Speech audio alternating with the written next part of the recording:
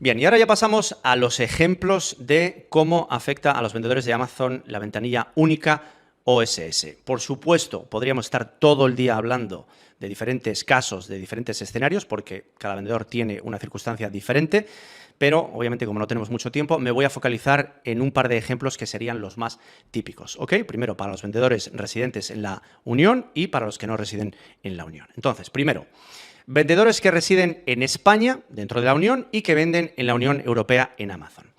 En este caso nos vamos a focalizar en FBA haciendo paneuropeo, es decir, con almacenamiento en todos los países de la Unión. Entonces, un vendedor de España, por ejemplo, que almacena en otros países de la Unión Europea, como por ejemplo Alemania, Francia, Italia, Polonia y República Checa, tiene que tener un número de IVA local en cada uno de esos países.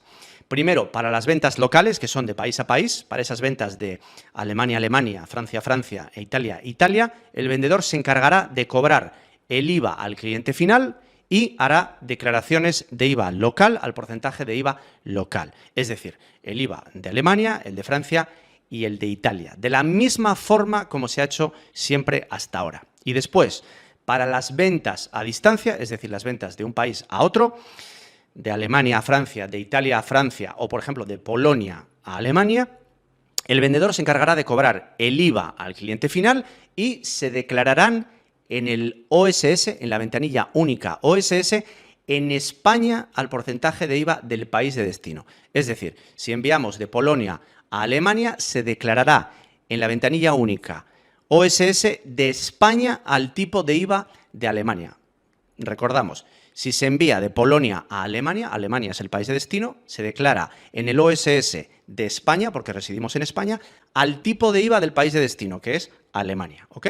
Y luego, la Hacienda de España, la agencia tributaria española, se lo pagará directamente y posteriormente a la agencia tributaria o a la Hacienda de Alemania.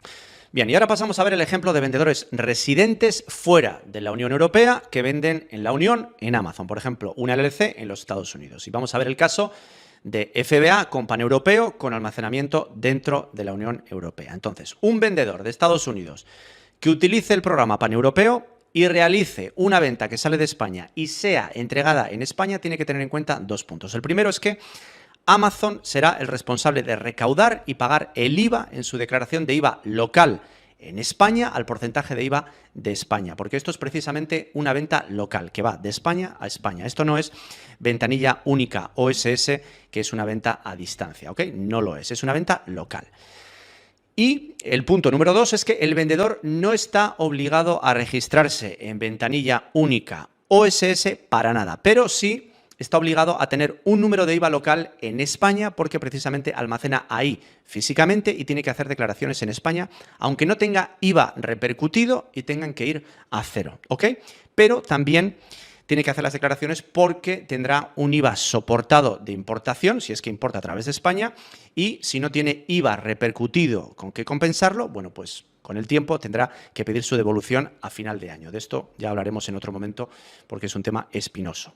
Y el otro ejemplo, dentro de este mismo caso, si un vendedor de Estados Unidos utiliza el programa paneuropeo, es decir, hace FBA con PanEU y realiza una venta que sale de Francia y se entrega en Alemania, ojo, de Francia a Alemania, es una venta a distancia, no es una venta local, entonces Amazon recaudará el IVA y declarará la venta realizada al cliente de Alemania en su declaración de IVA de ventanilla única OSS en su país de residencia, es decir, en Luxemburgo al porcentaje de IVA del país de destino, que es Alemania. Entonces, Amazon pagará a la Hacienda de Luxemburgo y la Hacienda de Luxemburgo pagará posteriormente a la agencia tributaria o a la Hacienda en Alemania. Y segundo punto a tener en cuenta es que el vendedor, obviamente, otra vez, no está obligado a registrarse en ventanilla única OSS, pero sí a tener un número de IVA local en Francia porque almacena ahí físicamente y debe hacer declaraciones locales en Francia y en cualquier otro país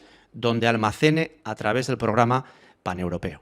En conclusión, vemos que la ventanilla única OSS solo ofrece facilidades significativas a las empresas que envían productos a clientes ubicados en otros países de la Unión Europea desde un almacén central único. Es decir, que hagan FBM o EFN desde un solo país, por ejemplo, España. Pero Para aquellos vendedores que residen en la Unión Europea y hacen, por ejemplo, paneuropeo, tienen que utilizar la ventanilla única OSS en su país de residencia y además, también tendrán que darse de alta localmente a efectos fiscales en los otros países de la Unión donde almacenan productos, ¿ok?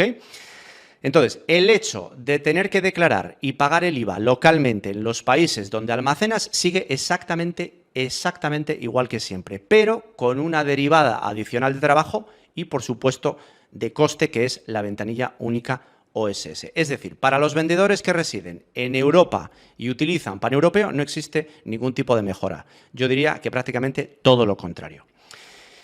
Y en general, ojo, en general, porque hay muchísimos casos, para los vendedores que residen fuera de la Unión Europea, por ejemplo, Estados Unidos con una LLC, la situación ha mejorado muy ligeramente porque ahora Amazon recauda y paga el IVA, aunque tendremos que seguir haciendo declaraciones locales, aunque sea a cero. Es decir, ahora ya no tenemos que pagar físicamente haciendo una transferencia ese IVA a las haciendas, porque lo va a hacer Amazon, pero tenemos que seguir haciendo declaraciones locales.